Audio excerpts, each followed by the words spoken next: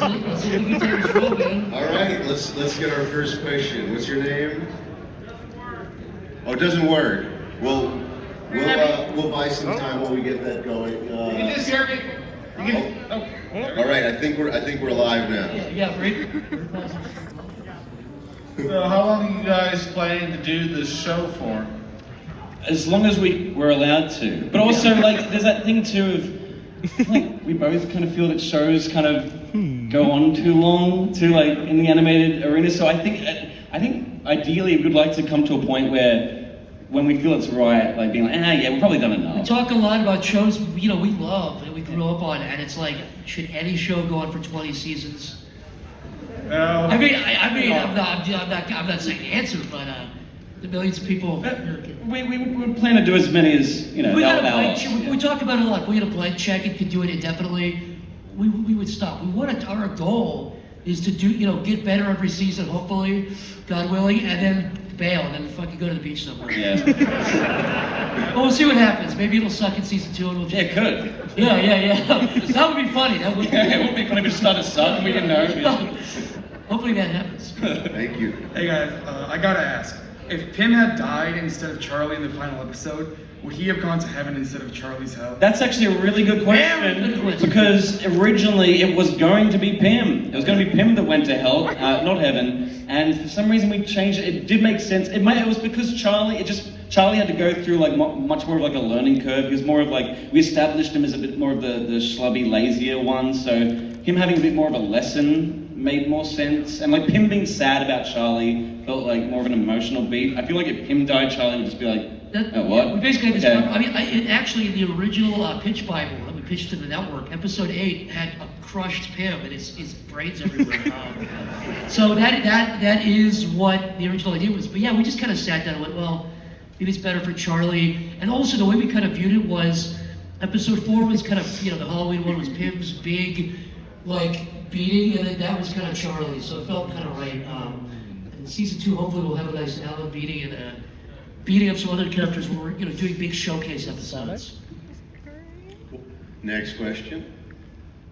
Hi guys, Zach, I've been a huge fan of you for years, so I'm really glad to see you. I'm here, I'm representing a Facebook group called Blibbly Posting, where we all just post a bunch of shit. I asked them all what we want to ask. There was a lot of shit about worms, but I really like this question. Was Mr. Frog symbolic of any specific Hollywood situation you had to deal with? More specifically, something about like when you were pitching Hellbenders? No, I would say Mr. Frog he's a big amalgamation of a few things. Number one, he's definitely a few celebrities that got into hot water put together. He's not based off of one, he's based off of a few. And that's just super interesting and funny where you just see a celebrity kind of snap. And, it's horrible, but it's also hilarious and everyone loves to watch it. So Mr. Frog was the first drawing of Smiling. Yeah. No, before Pim and Charlie or the boss or any other character existed, Mr. Frog existed. He's like the turtle that the world's back is on. He's like the god of the universe of Smiling Friends. But yeah, he was a big amalgamation of a lot of celebrities, and also we had all these ideas for the episode, and I think it came together when we saw, I don't know if anybody's aware of Hunter S. Thompson's like daily schedule. Does anybody know what we're talking about? I think about 3 people probably know. Okay, like 3 people. Okay, so everyone should go look it up. It's basically a supposed daily schedule of Hunter S. Thompson, who's an author, and it was like 4 a.m. wake up, 4:15 have a vodka tonic, 4:20. It was like, and it goes like from 4 a.m. to like 4 p.m. and it's like get drunk, eat horrible food, get 20 different drugs, go to your gun range, and then pass out. And when we saw that, we're like, that's Mr. Frog. That's like just following that guy throughout a day, like them following Hunter S. Thompson and trying to wrangle him. And just making it different from Desmond, too, just kind of doing a different character. So I hope that answers. Cool, thank you. We'll see that when Tomar snaps. Thanks. Yeah. Very soon. It's already happened. You better watch out. Next question. So you two used to be content creators for YouTube. What was it like to get this show and become mainstream creators? Especially that compared to other YouTube creators, let's just say most of them are terrible or god awful. Oh, we Oh won't my say God! that. What the hell, man? Oh my gosh. Character assassination and all these people. But yeah, we do look down and then we spit on them. We do agree, 100%. Thank you for bringing it up. Yeah. Spit on them. Yeah, it's better than everyone else. But I feel like nothing's changed. nothing's Almost. really changed. Seriously, I mean, it's the same. We're doing the same workflow. It's just we just get money. Yeah. We get yelled at. Yeah, we got a lot of fucking money. Oh yeah, Oh, Adult Swim. insane. We took a private jet here. Just, Oh, it's crazy. But it's pretty much just like a natural upgrade from what we're doing on YouTube. Like, it just seems like it's kind of been a slow, steady increase over the years, and it still feels like it feels like a culty show, which is cool. It's like a nice balance. It's been fun. It's so fun. Fun. So true. Thank you for your question. Thank you. Well, keep up with your work. Thank you. Hey, huge fan of you guys. There's this one character in the first season. She is the redhead girl with the glasses. Who is she, and is she gonna like appear again, or like sort of? So between season 1 and 2, she got crushed by a bulldozer. That'll be the season 2, episode 1 opening. Is them dealing with that. Which character? It's the one with the mouse. Oh, no, this is actually a good the mouse costume. So in the character in the pitch Bible that we made for Adult Swim, we had all this stuff that didn't get used, not because we didn't like it, but just because it's 11 minutes and you really have so much time to really, every minute counts, every second counts. But that is Glep's wife, who's called Marge Simpson, which we haven't gotten legal trouble for yet. No one's ever. We put this in the Bible. We sold it. Joke that, and it's still no one's ever commented on it. And her name technically is Marge Simpson in like the character list, because you have to like when you're doing the voices and like just like putting characters down for the show, like, you have to put their name, and we did put Marge Simpson down. No one ever said. Her description, by the way, was all anyone ever talks about her is they argue if she's that Marge Simpson. She says no. Go on like yellowpages.com. There's real Marge Simpsons out there. It's just a coincidence. I've never even seen The Simpsons from the shoot set. I don't even watch it. She's never even seen one episode. I think she saw some clips. So that is the girlfriend of Charlie, and the other character is the wife of Gleb. So maybe we'll see more of it. Yeah, why not? So with most likely, or probably, you guys are getting a second season of the show. Are there any like famous locations you want the Smiling Friends to hit, like New York, Pennsylvania, the Pentagon? Oh my God! So guys in black ties are gonna have a talking to you after this panel, my friend. Although it's You're gonna get waterboarded after this, dude. We could use it though. Why not? Yeah, that's a good idea. We might use that actually. Anyway, give us your contacts after. We'll deal. I don't know if we've announced this. You said Pennsylvania. I think we like roughly based the city that they live in and kind of the rural area, kind of around Pennsylvania. It's not directly set there. We never said it explicitly, but like when they go to the city, it's a little bit based off of LA, but also kind of Philadelphia. I think it's because you always talked about Philly. I think you lived there for a while, right? And then like after you like talked about in this way where it was like, oh, it's so much greener than LA, nice trees everywhere. Yeah, I think we kind of like fantasized it up into being like this beautiful, like Springfield-esque town. Yeah, it makes sense. Then. And also, it's the town that they live in. It's kind of an amalgamation also of where I grew up in Kansas and where you grew up in Australia, where it's like some suburbs, some green stuff, but we also have a city. I think we'll see new locations. I think we're maybe gonna see the boss's house where he lives, which is scary. I'm scared of that. So I wanted to thank all of you guys for being here, and I had a question for both Michael and Zach.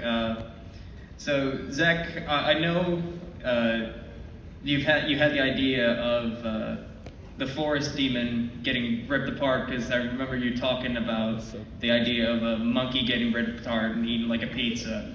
And I was wondering if Michael had a similar thing where there was an idea that he's had for years that he's wanted to like execute, and like if you guys like got like any satisfaction out of getting an idea that you wanted out, finally out in some form. The best thing for me is like the spammy characters, like the Bliblies, or like characters like Mr. Frog, or anything that's like shitty drawings is like the best thing to like put into this, because like it's funny, it works in the show for some reason. Like that wouldn't work if I put it in like another show of mine. Yeah. It's just it's a perfect medium to do pretty much anything. So yeah, there's like those spammy characters.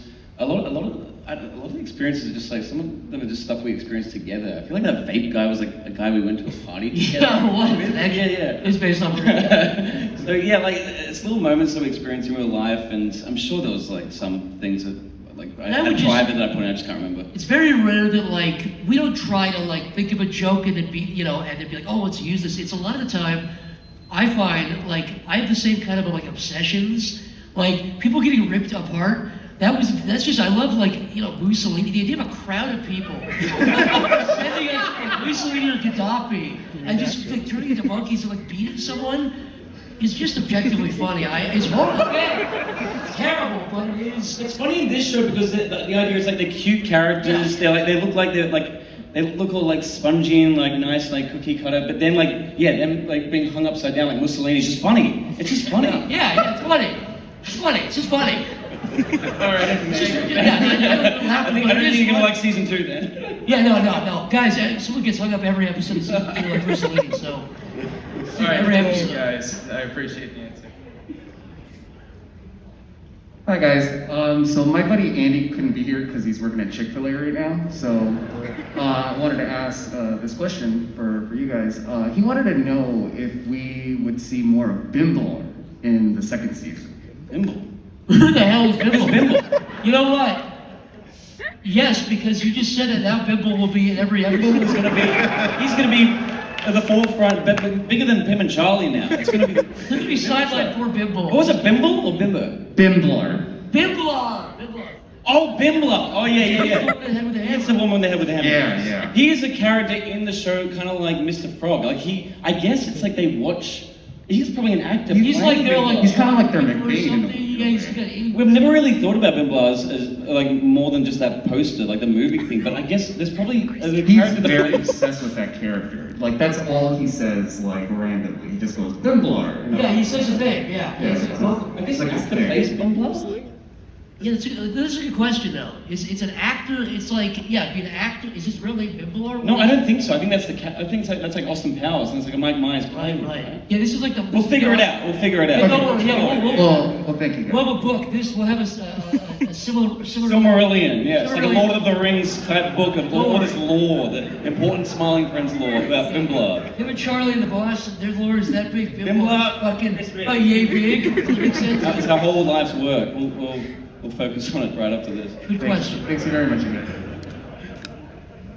That kind of just bums into mine. I was gonna ask if you were to make like an official autobiography for a character, like hardback sold in Barnes & Noble, who would it be and why? The boss, I think. The boss. The boss. I feel like he can do anything with that character, like any kind of insane, like stuff on the news can go into that character. Who's the fucking crazy, the McCafe guy? Oh yeah, no, the boss is a little bit based on John McAfee, which I don't know. Oh yeah, I think about a third. So everyone, again, look up, do your homework. You got Hunter Thompson's schedule and John McAfee. So you guys know McAfee antivirus software. It was on every computer that you got. It was like every computer. He sold that company for like $100 million and then just fucking did whatever he wanted for like 20 years. And there's videos of him with like, he's on coke and he's kind of Mr. Frog too. Yeah, he's like a Bond villain. He's insane. Like there's like pictures of him like Hawaiian shirts with like security guards around him in Hawaiian shirts with like AR-15s. And, like, it's fucking nuts. He's like drunk and like spinning his gun around it. I think the funny thing about the boss is just like he's this rich, like probably one of the richest guys in the world that's super crazy and just like unhinged, but also like kind of like super sweet and nice. Yeah, he's like everything. He's a good soul. At the end of the day, he's got a good soul. He's got a heart of gold. Yeah. But yes, to answer the question, a big book of the boss too, as well as Bimbler. Bimbler, big book of Bimbler, big book of boss. They're all coming soon. I'm very excited to be here, and I just wanted to say I love you, Tomar. My actual question is, will there be any Sanksquatches or Sasquatches or any sort of squatch of any kind during the show? Well, we're big squatch heads. That goes without saying. We talked about, I think Bigfoot could probably make his way in somewhere. You know what? Thank you so much. That made me. Don't even mention it. Thank you for the. Thank you. Bigfoot. Give it up to the Sasquatch question.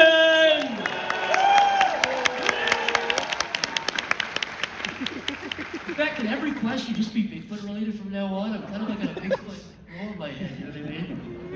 Hey guys, I've been a fan for a very long time, and I wanted to know the lore behind Smormu and why you made the objectively wrong decision to kill him off. That was a good choice. He could come back. Fuck it. Yeah, why not? Yeah. But also, if you knew the shit he was guilty of. Oh yeah. There's some stuff behind the scenes that he did that You don't want to fucking know. You don't want to fucking know. It's bad. You should be fucking thankful instead. Yeah. You should be thanking God every day. What was your other question about Small Moon?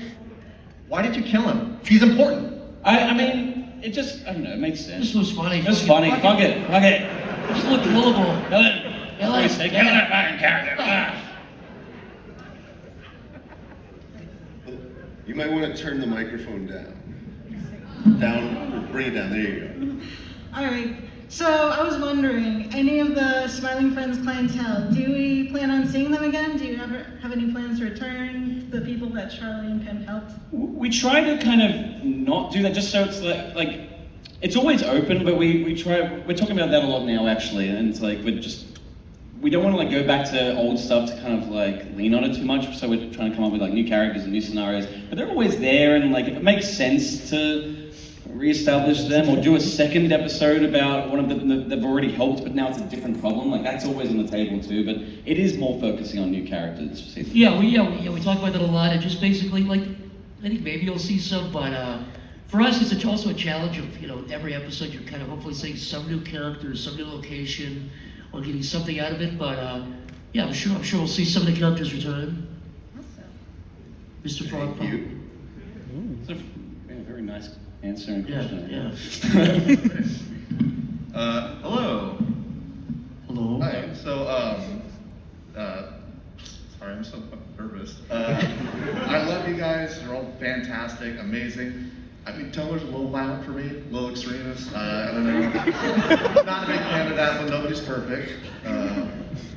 Anyway, so the question I had was for Michael and Zach. What made you guys inspired, and what made you decide that you wanted to be animators and draw for a living? For me, it just when I was in school, I barely paid attention. I was always just drawing, and I got into a lot of trouble for it all the time. And I don't know, it just was natural. It was just like I don't think I could do anything else. That's the problem. It's like I'd be fucked if I didn't have drawings. So it was just like that thing I kind of had to do, and it's just fun. I don't know, like it's like very therapeutic to be doing animation, especially us doing like the voices and everything. You can have a lot of fun. So yeah, I don't know, it just was natural. Yeah, very similar to me. Like I started drawing at a young age, and by the time I was out of high school, I was like, I'm okay at drawing, and I'm not good at anything else. So if I don't do this, I'll be flipping French fries forever. Exactly. So really, it was probably my only. I'm not even being funny. That's probably my only career option. And I don't know. Like you said, like even what we do now, the ability to just think of an idea and then write it and voice it and draw it and animate it is gratifying. It's good to just be able to have an idea and just blow through it, and that's my answer. Thank you so much. This is my brother. We've been watching your guys' content for so long together. Thank you. Yeah, so my question is for Zach specifically. So I was wondering, is Charlie a self-insert character, and if so, what qualities of yourself did you put onto him? I sure fucking hope not. I wear a hat, he wears a hat. I mean, that's kind of similar. No, because Michael and I talk about this a lot. Like, is Charlie based on me or is Pim? I think there's stuff in every character. I mean, I voice Charlie and Clep, and he voices Pim and Alan. So, but I think every character has something in us, in the character. So, like broadly, I would say Charlie is like, all of those qualities of kind of just not wanting to do something. Of also just sitting on your phone all the time. Pim is, the optimistic parts of us in one character. So I would say they're all kind of, and the boss is, most evil parts of us, I think. And the most good in some ways. He's not a total evil character. But yeah, I don't think there's any character that's like totally one-to-one,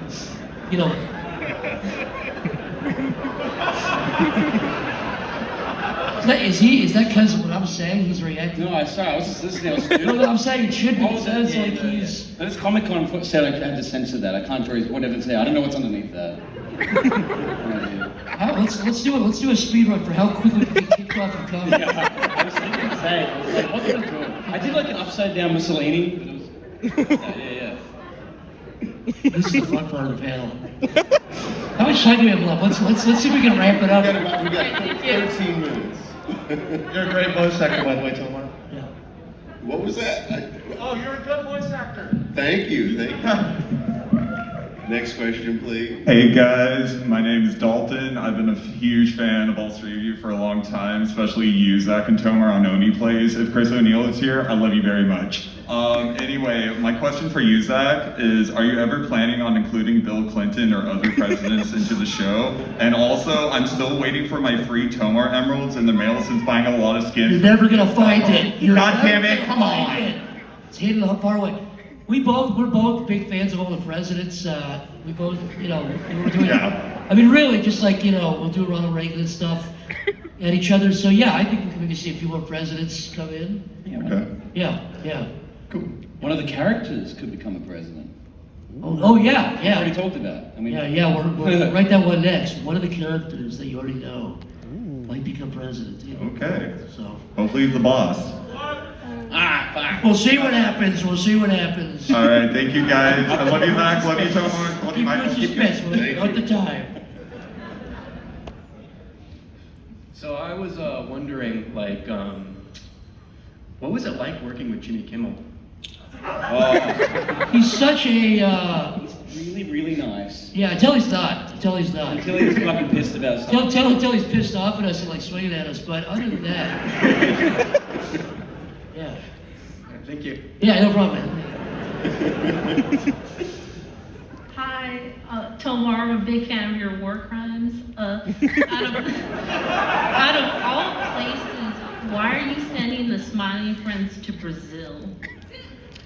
Just seemed obvious. I think because we wanted to go on a holiday to Brazil, so we're like, oh, let's just make our crazy characters go there instead. I'm very curious. I think by the time it airs, I think people have a very interesting opinion of that episode. Take that as you want. You'll find out in about a week or two. Yeah. Right? Whatever it is. 2 weeks. Whenever the Philly Adult Swim Festival is. Yeah. Early next month. Hey guys, been following your works for years, voice acting, animation, Newgrounds. This question is for my friend Jalen, who couldn't be here today. His question is, how is pitching the show to the network, especially compared to the shows you've pitched in the past? I would say Adult Swim was pretty relaxed. Like they're I mean, of the places that I've talked to, they're definitely the most relaxed. We didn't really have to. It didn't feel that much like a struggle or like a big mountain to do, climb. It was just kind of us giving them an idea and them liking it or not liking it, and then I wish I had an interesting answer for this. I'm sorry. Michael, I think it's just because like you had already done a bunch of stuff like on YouTube, like Hellbenders they loved it, but I think there was all that shit with like they didn't want to do it at the time, but so it's like they wanted to do something with you, and then I think they wanted to do something with me too after I can't remember the timeline. I think it was after the Bushward Adventures one, and all like the YouTube stuff I was doing. So it was a bit easier for us to just go to them, especially like together, and just say we've got this show idea. So yeah, they're really cool about it. We love Adult Swim. Yeah. Thank you guys so much. Yeah. No worries, thanks. Hi, big fan of the show. I love all the different animation styles you're using and the different art styles of the characters. I think it's really fun, especially like the Forest Demons claymation. My question is there any other like animation or art styles you kind of want to play with in the future? I would say yes. Yeah, we have a few we want to do, but specifically there's one which isn't really. It's not like a different medium, but it's a different. What's the best way to say this without spoiling it? Yes, the answer is yes. Yeah, we have some other stuff. What's that? Which one? For the. Oh, yeah, you would say it's fun. Yeah. You know the one with all. This is what we're writing right now. Okay. He knows what it means. You just can't. Yeah. The character. The new character that comes out of the episode we're writing. Oh, yeah. Some crazy shit's come out. Yeah, new media stuff. So the answer is yes. Yeah, there's a lot to play with. Oh boy, thank you. Thank you. Alright, so during the early stages when you were making the show, you had this extra member of the Smiling Friends crew, like a blue janitor, and he just was scrapped. So during the time when you had that character in mind, did you have any ideas for him, like in any stories or any explanation why he just vanished? I think the reason he was scrapped is because we didn't really have that many ideas for him. Like, I think because he was in the pilot, he was cleaning the door. We had to cut before you see the boss for the first time, he's like cleaning the door. We just cut that shot for timing. And we did kind of have some lore on that guy, actually. Yeah. I think the big thing about his character, the only thing we really figured out was he's the janitor, but he always has like a spray bottle of like disgusting, dirty brown water. he makes shit dirtier. That was the only idea we had for him. Yeah, basically he was in the pilot. It was the shot right before they meet the boss. It was like you see the boss's office and he's like spraying the door. But with every episode we had to cut for time, like shots, seconds, we had to redo lines and stuff. So once he got cut out, there was just no organic place to put him. And then, again, because every second counts because it's only 10 minutes long. But could we see him? I think so. I think there is a janitor there. It's probably that guy. Yeah. I think it's also because we had Gleb who says nothing too. He's kind of like a prop character. So having like another character that says nothing, it's like, yeah, it seemed like we're fucking amateurs. So we're like, no, we should probably just have one silent character. Yeah. But we could see him again. All right, thank you. Justice for Smormu. Yay. Tell you, man, his record was bad. All right, the long red character known as Alan. In the pilot episode, he count a lot of paper clips, Rain Man style. Now, was this skill learned, or was he born with it? I don't know. I think he touched like an asteroid, like a radiating asteroid. If I could make him like, He was much different before that event. Yeah, he was like a normal guy, and he touched that great glowing rock and fucked him up, man. So. All right, thank you. Yeah. Hello. Hello. Oh God, what are you gonna ask? Someone laughing at us like. I'm just shy. I just came back from Tijuana, finding Amazon, but yeah. Oh yeah. Yeah. Tijuana! Woo! Love TJ. Anyways, I love how you know how like Cartoon Network shortens all those intros like Gumball and regular show, and I don't know why, I just like how the intro is just very short and gives me some dopamine rush, but did you guys ever have any concept of extended intro for it? Another very good question. We not only had it, we had Michael wrote a whole like little ditty that we had to compose, we had to board it out, but it was like 20 seconds long, and then again, just time. We said this needs to be 10 minutes, and it was like 12. So, 2 minutes out of 12 is a lot. And also a lot of shows now, like, Curb Your Enthusiasm, Barry. Did you see Barry? Barry's a great show. And so that just the idea, you see the title, it's like, 5 seconds of music. I think we just stuck with that, and it ended up working out better. Yeah. I don't know why, I actually like it. No, it grew on us too.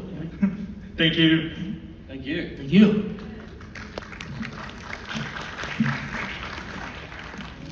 Hello, lovelies. Hello. My heart is melted, thank you. Now I have a very important question. Oh no. Is Reddit a part of the Smiling Friends world? Ooh. Reddit, the website. Oh, I don't go on that. There's your answer. Perfect. Okay, thank you. Hi, I know he died or exploded or something, but if enough people texted Smormu to 5550100, would he rise again like our savior? We can try. Fuck it. We do a seance in this room right now. Small move. What if I did back to life, please? We miss you. I think I see you. There he is! Oh my God! Oh my God! He's back. You just did it. Thank you. Don't worry. Yeah.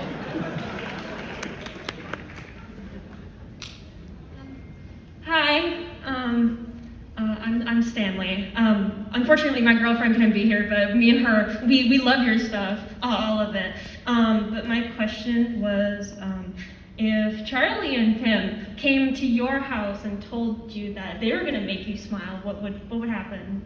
What shenanigans would happen? How do we say this? Stop eating garbage food. I actually think about that a lot. I'm like, God, sometimes, what would Pim and Charlie say to me? Stop, exercise, It's the devil's seed. It's the seed of the devil. The devil's throne is based off of what Michael Eili's bedroom looked like by the end of the show. Yes, legit. Cereal bowls on the on the keyboard. It's like, but if I open the door and I saw him, I'd probably slam the door in their face. Yeah, get out of here. Say, mind your own business. Get out of here.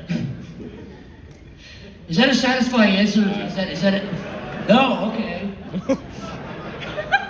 You're honest. All right, wouldn't it be a strange paradox because we voice them, so if we can do wouldn't it, it be? yeah, it would be bad. It would be weird because like people Charlie would be like, "Hello, Zach. Wait, like we want to help you," and then you talk. Yeah, and I'd say, you sound like me, dude. You copied what I said. No, I'm him.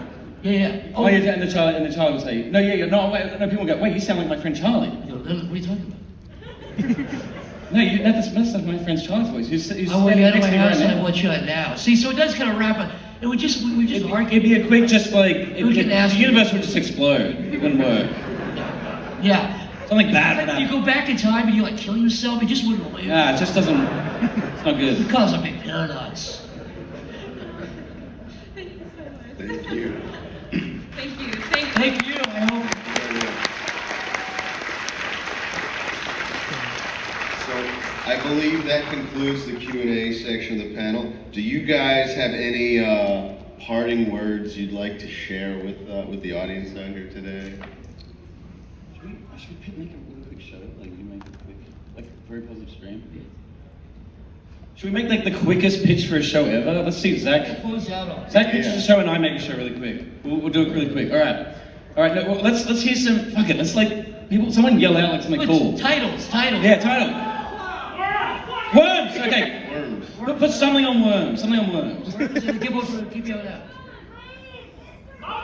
Mr. Bean.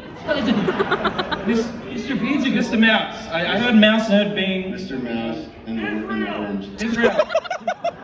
Mr. Mouse goes to Israel. And it's fine. It's not even political. He just goes there to have a nice holiday.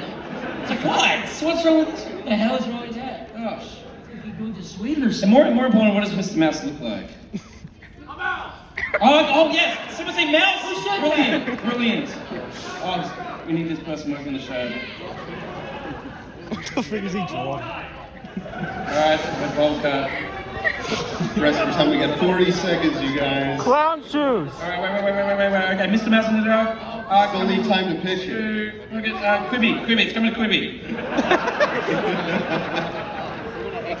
Alright, great. Zach, now what's your show? Well, he pukes every episode, and it's called the Worm Show on Netflix. The Paradox. The Paradox, and this is also part of the title, by the way. So it's the Worm Show on Netflix. The Paradox. Subtitle. He pukes every episode, so that's why. Love it. Great job. Good job. At the show. We just got 2 shows and you're all riding on it. Shows right there. We expect to see you in the writer's room next They're all week. in the writer's room. This is the biggest writer's room of all time. We just made it happen. All right, thank you guys. Thank you everybody. Thank you for coming to this crazy panel.